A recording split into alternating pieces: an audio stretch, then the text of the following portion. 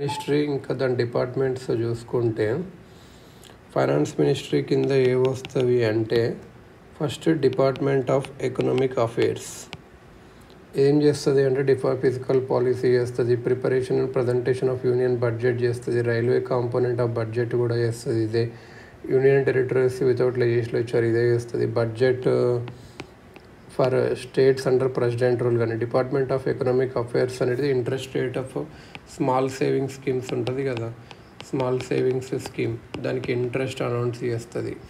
ఒక వెబ్సైట్ ఏముంటుంది అంటే PPP in India.gov public private partnership గురించి ఒక వెబ్సైట్ మెయింటైన్ చేస్తుంది. ఇది డిపార్ట్మెంట్ ఆఫ్ ఎకనామిక్ అఫైర్స్. ఇంకా దీనికి సంబంధించిన ఆర్గనైజేషన్స్ ఏవి అంటే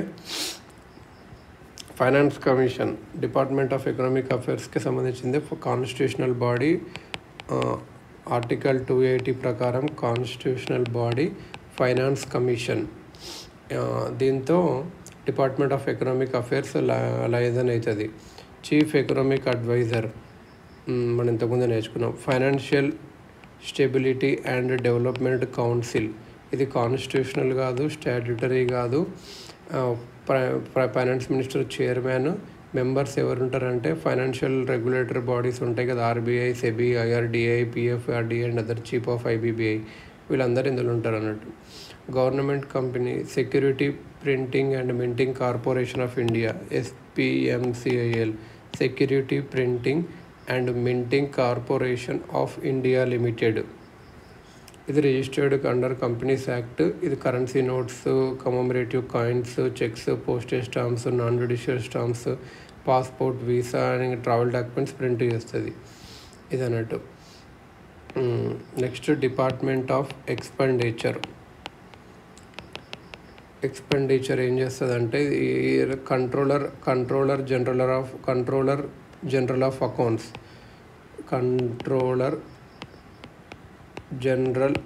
accounts CGA from Indian civil accounts service recruited by UPSC నుంచి చేస్తారు. వీళ్ళు estimate of how much money to be spent from consolidated fund of India. Pay commission రిపోర్ట్స్తో పెన్షన్ అకౌంటింగ్ ఆఫీస్తో డీల్ చేస్తుంది ఇది. So controller general of accounts, Indian civil accounts service ICAS. Web పోర్టల్కి సంబంధించినవి ఏంటంటే ఎక్స్పెండిచర్కి పబ్లిక్ ఫైనాన్షియల్ మేనేజ్మెంట్ సిస్టమ్. ఇది money disperse చేయడానికి వేరియస్ మినిస్ట్రీస్కి, డిపార్ట్మెంట్స్కి, యూనియన్లో, స్టేట్లో. Bharat cosh BHARTKOSH Bharat cosh. Non tax receipts portal ఇవి ఉన్నాయి. యోజన ఇలాంటి కురుక్షేత్ర మ్యాగజైన్స్ అమ్ముతాయి కదా, దాని నుంచి వచ్చిన నాన్ ట్యాక్స్ రిసిప్ట్ పోర్టల్ ఇది భారత్ కోష్ అనేది ఇలా సంబంధించింది.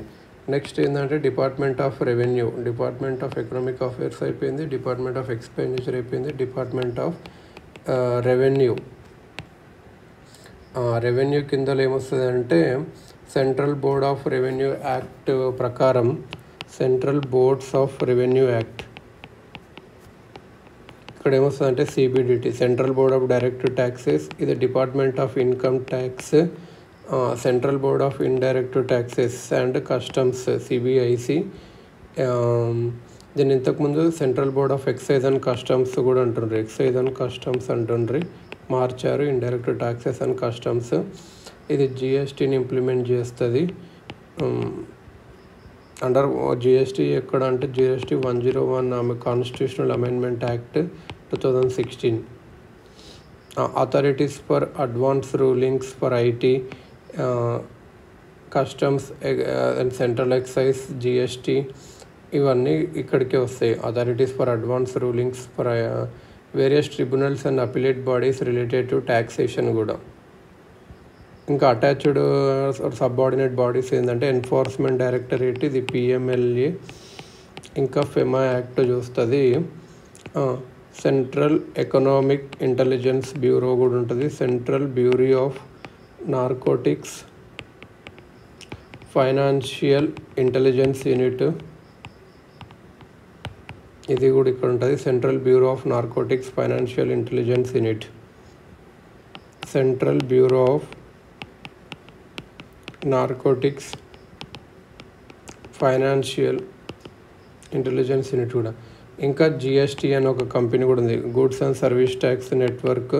ఇది ఒక non profit company. 51% share holding HDFC ఐసిస్తో ఉంటే, కాకపోతే ఇప్పుడు 100% గవర్నమెంటే ఓన్ చేస్తుంది. ఇంకోటి ఏదంటే డిపార్ట్మెంట్ ఆఫ్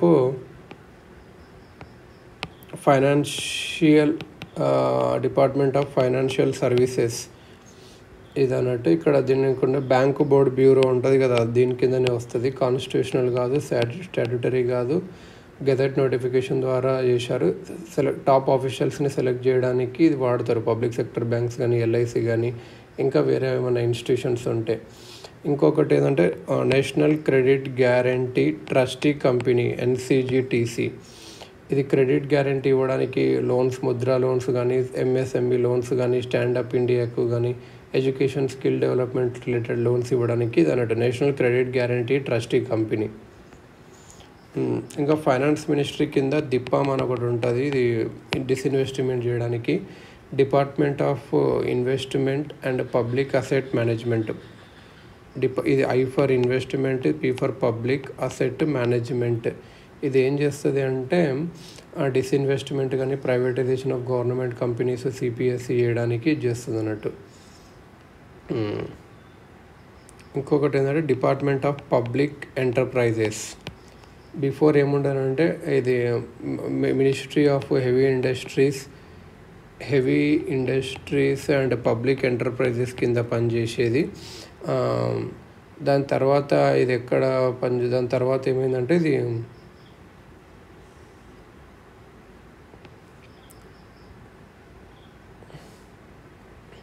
డిపార్ట్మెంట్ ఆఫ్ అంటే ministry of heavy industries and public enterprise కింద చేసేది. దాని తర్వాత ఫైనాన్స్ మినిస్ట్రీకి మార్చారు.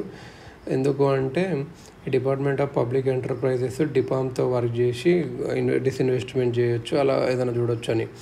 DPA looks after government companies, central public sector enterprises, administration, expenditure, financial health, survey, performance monitoring. అంటే ఓవరాల్గా సిపిఎస్సిస్ ఎలా ఉన్నాయి, దాని అడ్మినిస్ట్రేషన్ కానీ, ఎక్స్పెండిచర్ కానీ, హెల్త్, ఫైనాన్షియల్గా సర్వే కానీ. DPA department of public enterprises Ratna status ఇస్తుంది మంచిగా చేసేదానికి. CPSE employees training, rehabilitation, VRS scheme కూడా ఇదే చేస్తుంది ఇది అన్నట్టు. పబ్లిక్ సెలక్షన్ ఎవరు చేస్తారు పబ్లిక్ సెక్టర్ బ్యాంక్స్లో కానీ, ఎన్బిఎఫ్సి, ఆల్ ఇండియా ఫైనాన్షియల్ ఇన్స్టిట్యూషన్స్లో అంటే బ్యాంకు బోర్డ్ బ్యూరో చేస్తుంది బ్యాంకులో.